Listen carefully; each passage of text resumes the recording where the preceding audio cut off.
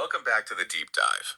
So, you've given us a stack of sources today that, frankly, challenge one of the oldest human practices on Earth: circumcision or sonnet. They really do. And if you listening right now thought this ritual was just a hygienic measure, maybe a regional custom, or even just an old Egyptian tradition the Israelites picked up, Then prepare to have that entire timeline completely shattered. right? The sources we're digging into today, and this is mostly focused on the, let's say, radical interpretations of archaeologist Safa Kaçmaz, make an explosive claim. Okay, what's the core thesis? The thesis is that male circumcision was never, ever just an initiation rite for teenagers.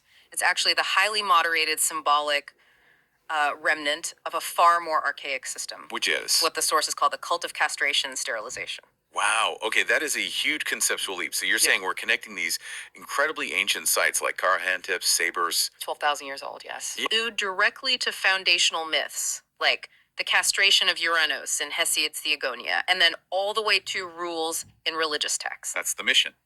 Our deep dive today is to understand the mechanics of what the sources call a biological law of alliance.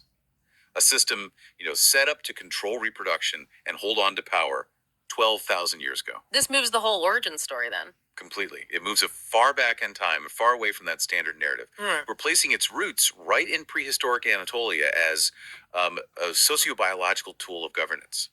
So let's start with the hard evidence. But archaeology in Southeast Anatolia, Tepe, for instance, traditional views call it a masculinity cult or a coming-of-age ceremony, an Urnlin Maturani. Right, that's the classic interpretation. But these sources argue these were centers for adult castration. What is the physical proof that shifts the focus from, a teenage ritual to permanent adult incapacitation? Well, first point is just looking at the figures themselves. These aren't carvings of kids or youth. They're grown men. They're monumental sculptures of fully developed adult males. And that, right there, makes the whole initiation rite theory. Well, starts to look pretty shaky. Okay, but what are the specific details, the imagery that makes this reinterpretation necessary? We see this very consistent iconography across the sites. The male figures are often carved with their hands joined over the navel, or, and this is the big one, the right hand is gripping the penis. A gesture of offering or severing. It's interpreted as being directly related to that act. And if you look really closely at the monument from Göbekli Tepe, you see the area under the belt. The sources interpret that carving as showing the result of Ezilmiş Hayave penis. What means? Crushed or severely damaged test and penis. Hold on. How can anyone look at a 12,000-year-old carving and say for sure that it depicts crushed organs? Isn't that a bit of a stretch? It is an interpretation, of course, but it's one based on a consistent pattern of anatomical damage across many different figures. It suggests a ritual outcome, not just a natural pose. And there's more. Yes. At other sites, like Sabers, some figures have actual holes or indentations where the penis should be. The researchers argue this represents surgical removal, what's known as Idish, or eunuchism. When you add it all up, it really points toward a ritualized destruction of fertility in adults. And this idea of offering the organ itself gets reinforced at another site, Mesret Telilat. Absolutely. Mesret Telilat is a little bit younger, maybe 10,000 years old, and there they found over 600 miniature phallus figurines. 600. 600. Now, the mainstream explanation is often, a fertility cult, or I've even heard sex shop, which seems unlikely. Right. But the sources we're looking at argue this is the oldest evidence of a penis, adav, phallus offering cult. They see it as proof of an institutional ritualistic offering of the sexual organ itself, directly connected to the act of adult castration. So it's not a celebration of fertility. It's the opposite. It's a systematic offering of fertility's absence. That's staggering. But the thing that's truly mind-bending is the idea of continuity. The sources claim this wasn't just some brief, strange phase. How long did this real physical castration practice supposedly last in that region? The research posits that it continued, almost unbroken, for nearly 10,000 years. In the Urfa region. 10 millennia. A continuous cultural practice lasting right up until the Christian era. And we have external proof of this. The sources cite an edict from King Abgar of Urfa. And what did his edict say? He issued a strict ban on self-castration. He specifically ordered that the hand of any man who castrated himself be cut off. A serious penalty. It is. Yep. And the very need for a royal law like that confirms that this tradition, this deeply rooted self-inflicted ritual, was still very much alive in the local community. So we have 10,000 years of institutionalized castration, which eventually becomes a symbolic cut. We have to bridge that gap. If these ancient sites were centers for this, what massive problem were they trying to solve? Why castration and not just execution? This is where you have to connect the local practice to the bigger picture of mythology and power. The purpose, according to the sources, was to establish this biological law of alliance. If you need to neutralize a rival or solve a power struggle without a war, You neutralize their ability to create a lineage.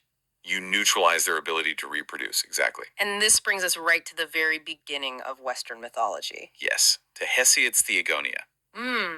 The first great conflict in that story, right around line 165, is Kronos rising up against his father, Uranos, the sky father, and he doesn't kill him. He castrates him. The foundational myth of Western cosmology starts with castration. And what's fascinating is how the sources interpret this. They see it as the solution to a huge child-sharing crisis. The child sharing crisis. Think about it. The Sky Father community, Uranos, and the Earth Mother community, Gaia, have an alliance. But they're fighting over the children. Who do they belong to? By castrating Uranos, Kronos ends the conflict permanently. He neutralizes Uranos' biological claim on any future offspring. It was a societal solution. And the fact this theme pops up elsewhere suggests it wasn't just a Greek story. It was fundamental. I mean, look at the Hittite parallel, the Kumarbi myth. The son, Kumarbi, bites off and swallows the manhood of his father, Anu, the sky god. This same ritual motif, the Harambaba, the castrated father, it shows this legal and political mechanism was just widespread across Anatolia and Mesopotamia. So if castration solves a political crisis, it implies that a sterile man, a eunuch, could actually be an asset to the state, not just a victim. How does the historical record show that a sterile person could be the ideal heir? Well, it raises a really key question, about institutional power versus a personal dynasty. A sterile man, a eunuch state representative, ensures that power stays with the institution, the temple, the palace. He can't create his own competing dynasty with his children. And we see this in ancient law. We do. A perfect example is the testament, the Vasiet, of the Hittite king Hattusili I. He declared, and I'm paraphrasing, there is no male child for the father's throne. A servant will sit there. A servant or ujak. Exactly. And researchers interpret this ushak as a designated sterile state representative. Yeah. By putting a eunuch on the throne, you get a competent administrator who poses zero dynastic threat. And this concept is mirrored almost perfectly in the Abrahamic origin story. The whole thing is driven by this deep anxiety about lineage. Precisely. Look at Genesis 15. Abraham is lamenting to God, saying, since I remain childless, the steward born in my house, Eliezer of Damascus, will be my heir. The usak. The ushak again. This is so important. Abraham and his wife Sarah were kusir. They were barren, sterile. Abraham's fear that Eliezer the servant would inherit everything reveals that this ancient legal idea was still active. If the biological parents are sterile, the trained, loyal steward, often assumed to be a eunuch, is the legal heir. So what the sources are really arguing is that the sterile man and the barren woman weren't just, personal tragedies. They were actual sanctioned, even necessary social categories. They were the bedrock of early state administration.